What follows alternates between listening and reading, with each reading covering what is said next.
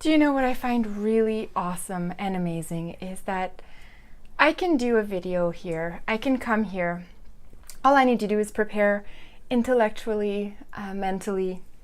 But aside from that, I don't have to spend hours doing makeup or hair and sit in a meeting and say a whole bunch of stuff that nobody cares about.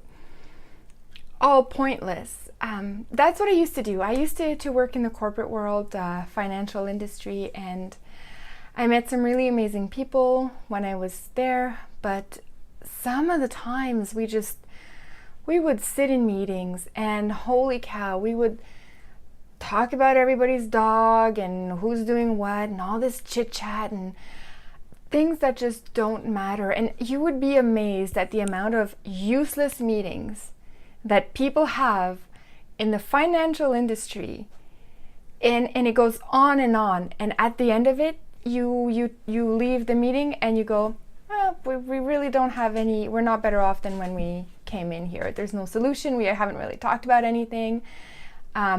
It's absolutely amazing. Absolutely amazing. If the CEOs of the financial districts want to cut down on things, like start looking into what meetings the employees are having. But anyways, all of that is a moot point in my world because I have left that world. Probably not for good. I will probably return if I can when I need money.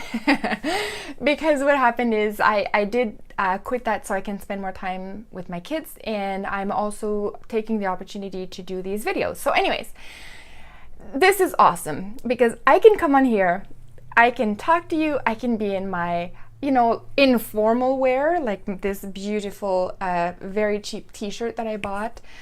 And I can just actually say things that matter. It's not like a meeting that I used to sit in where people talk and it doesn't matter and nobody cares. This is actually something that I really believe will determine the future of Canada and the future of the Western world. It will definitely impact my kids, and anything I can do to make sure that my kids get a society that is the kind that I grew up in, and I grew up in the 90s, and boy was it ever amazing. You guys, if you were growing up in the 90s, you'll remember up in Canada, it was amazing. There was no Islamophobia, there was no transgender issues, there was none of that political correctness. We could say things and nobody would be offended. It was so amazing. And then everything changed, it all changed. So anyways, okay.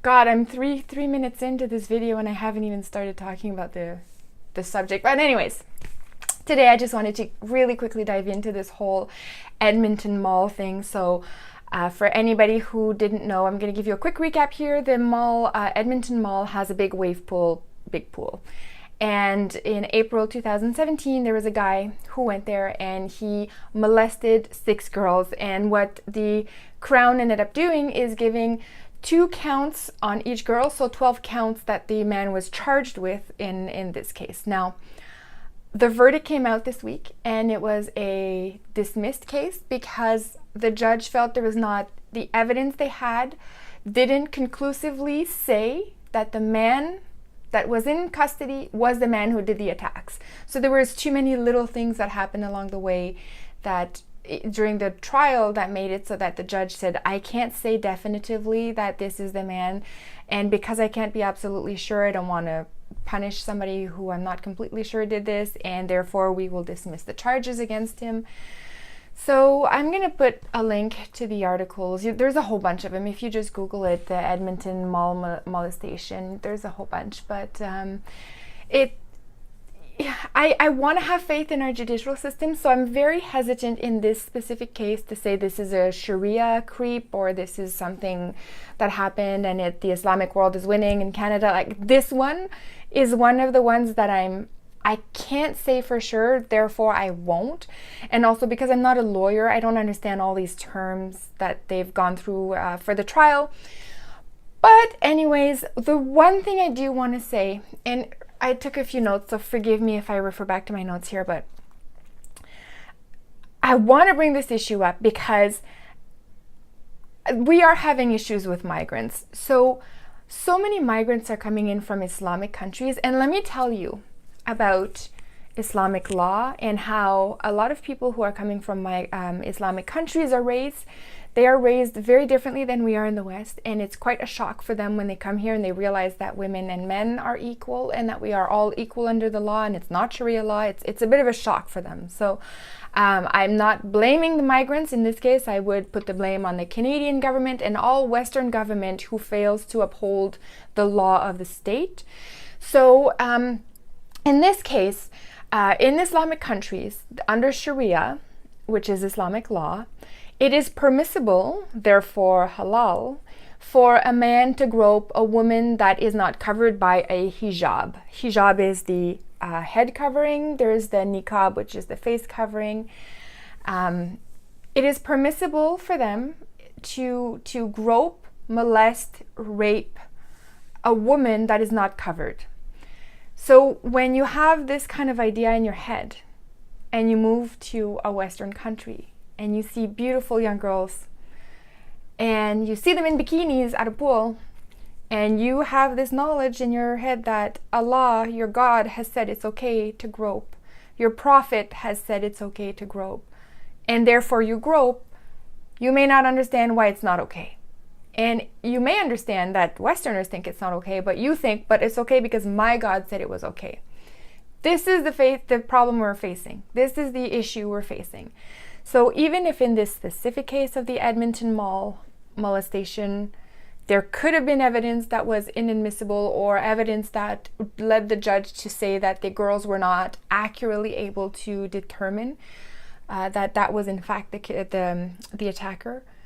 But what worries me is how Western law systems are all softening up, and we're all bowing to this so-called cultural difference. And instead of applying our laws and being harsh and saying, look, we don't care what your law says, you're in Canada now, you're going to follow our law, we seem to be lessening the punishment. So there's been a few cases in Canada, but more cases out in the Western European countries, where some judges have gone completely lenient on migrants, and they have cited cultural differences or simply things like the migrant may not have known.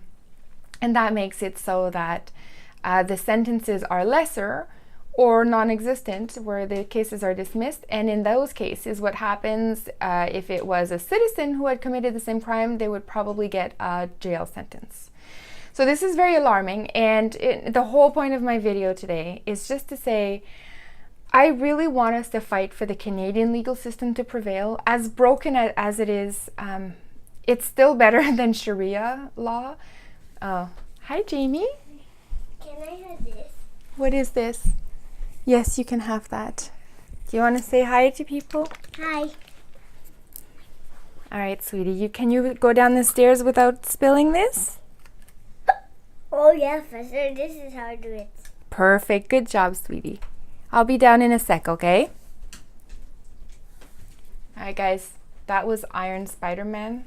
So in case you didn't recognize the costume, my child has been dressing up as Captain America, Spider-Man, and Iron Spider-Man, Black Spider-Man for the last year. I've stopped trying to convince him to wear actual clothes. We have just bought all the costumes, and that is what he wears. So anyways, let me get back to this video really quickly.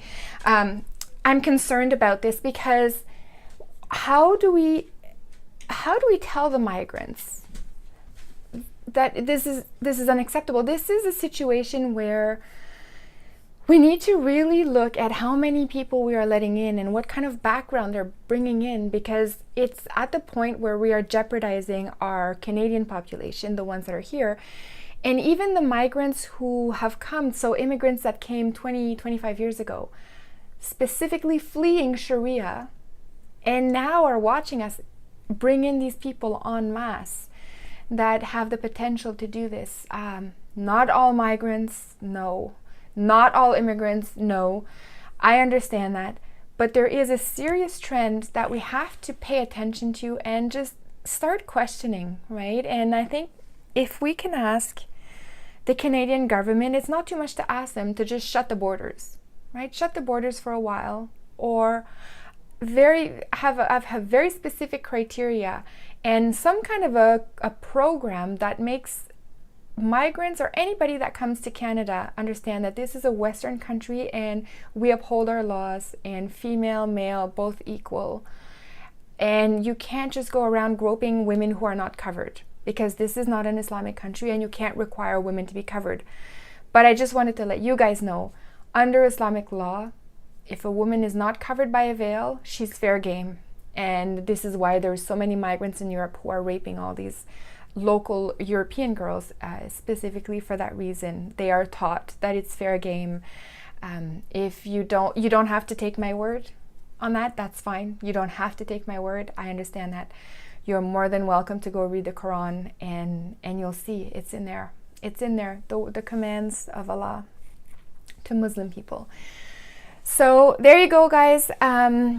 Let's keep our eye on that trend. Make sure that we are able to identify it and sound the alarm bell, ding, ding, ding, ding, when we see that Canadian law is being lessened for a migrant, whereas it would be applied more harshly on a Canadian citizen. That kind of dual law is unacceptable, and the migrants will just have to learn that if you come to Canada, you go by our law. So there you go. Have a great day.